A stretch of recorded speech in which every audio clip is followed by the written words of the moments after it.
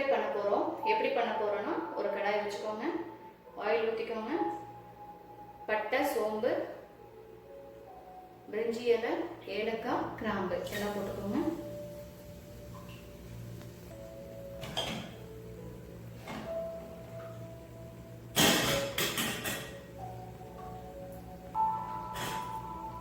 பெரிய வெங்காயம் போட்டுக்கோங்க. கொஞ்சம் வெங்காயம் ஜாஸ்தியாக தான் போடணும் இந்த ரெசிபிக்கு.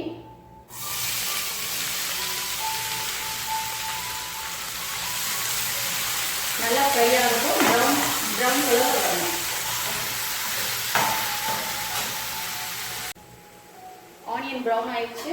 2 பச்சை மிளகாய் போட்டுக்கோங்க, மஞ்சத்தூள் கொஞ்சம் போட்டுக்கோங்க,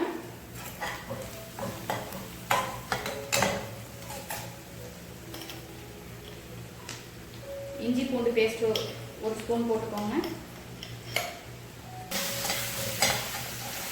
பாருங்க ஃப்ரை ஆயிடுச்சு. இந்த மாதிரி சமயத்தில் நீங்கள் லெக் போட்டுக்கலாம். நாங்கள் ஒரு 7 பீஸ் லெக் எடுத்துருக்கோம். லெக்லேயே நீங்கள் பண்ணிக்கலாம், இல்லை சிக்கனே கட் பண்ண சிக்கன்லேயே பண்ணிக்கலாம். நல்லா இந்த இஞ்சி பூண்டோட நல்லா இதாகட்டும். இதுலேருந்து தண்ணி வரும். தண்ணி வர ஸ்டேஜில் அப்புறம் நம்ம என்ன பண்ணணும்னு பாருங்கள்.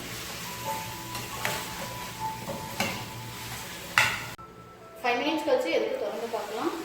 பாருங்கள் இந்த அளவு வந்துருச்சு. நீங்கள் ஒரு சின்ன தக்காளி எடுத்துக்கோங்க, இதை அப்படியே போட்டுருங்க.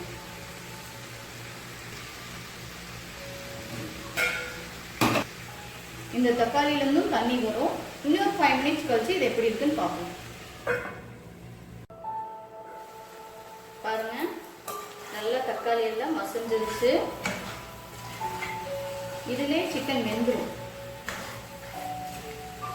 இந்த மாதிரி சமயத்தில் மிளகாத்தூள் 1 ஸ்பூன், சீரகத்தூள் 1/2 ஸ்பூன், கரம் மசாலா 1/2 ஸ்பூன், இதெல்லாம் இப்படியே போட்டுக்கோங்க.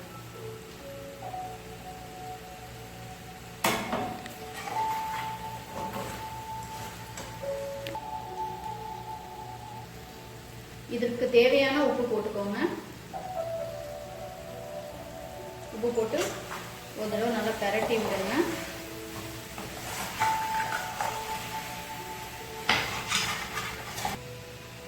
கொஞ்சமாக தண்ணி ஊற்றிக்கோங்க. எவ்வளோ கம்மியாக இதில் தண்ணி ஊற்றணுங்கிறது தான் முக்கியம். ரொம்ப கம்மியாக தண்ணி ஊற்றணும். ஃபைனலாக இந்த இதை வந்து நல்லா வேகறதுக்காக தான் இந்த தண்ணி ஊற்றணும். பாருங்கள் நான் வெறும் 1/4 கிளாஸ் அளவு தான் தண்ணி ஊற்றிருக்கேன். தண்ணி நிறைய ஊற்றக்கூடாது. இதை அப்படியே மூடி வச்சுருங்க. இது ஒரு 15 மினிட்ஸ் சிம்லே வச்சு வேக வைங்க. 15 மினிட்ஸ் கழிச்சு எப்படி இருக்குன்னு நம்ம பார்ப்போம். இப்போ சிக்கன் எப்படி இருக்குன்னு பார்க்கலாங்க. பாருங்க எவ்வளோ யம்மியாக சூப்பராக இருக்குது. இது வந்து காரைக்குடி ஸ்டைலில் நம்ம பண்ணியிருக்கோம். சிக்கன் ஃப்ரை பண்ணியிருக்கோம். ரொம்ப நல்லாயிருக்கும்.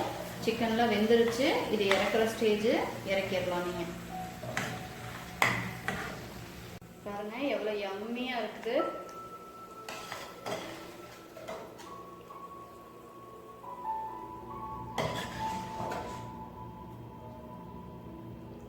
இன்னைக்கு நம்ம பண்ணியிருக்க ரெசிபி காரைக்குடி ஸ்டைலில் கோழி வறுவல். அதை நம்ம லெக்கில் போட்டு பண்ணியிருக்கோம். ரொம்ப நல்லா இருக்கும். இதை நீங்கள் சாதத்தோடு வச்சு சாப்பிடும்போது அவ்வளோ ஒரு அருமையாக இருக்கும். உங்கள் வீட்லேயே நீங்கள் இதே மாதிரி ட்ரை பண்ணி பாருங்கள். இதில் நம்ம சீரகத்தூள் சேர்த்துருக்கனால ரொம்ப ஒரு டிஃப்ரெண்ட் டேஸ்ட்டை கொடுக்கும் உங்களுக்கு. நம்ம யூஸ்வலாக செய்யறதை விட இது கொஞ்சம் டிஃப்ரெண்ட் டேஸ்ட்டை கொடுக்கும். உங்கள் வீட்டில் நீங்கள் ட்ரை பண்ணி பாருங்கள். ட்ரை பண்ணிவிட்டு எங்களுக்கு கமெண்ட் பண்ணுங்கள், லைக் பண்ணுங்கள், ஷேர் பண்ணுங்கள், சப்ஸ்கிரைப் பண்ணுங்கள். எங்கள் சேனலுக்கு நீங்கள் சப்போர்ட் பண்ணுங்கள்.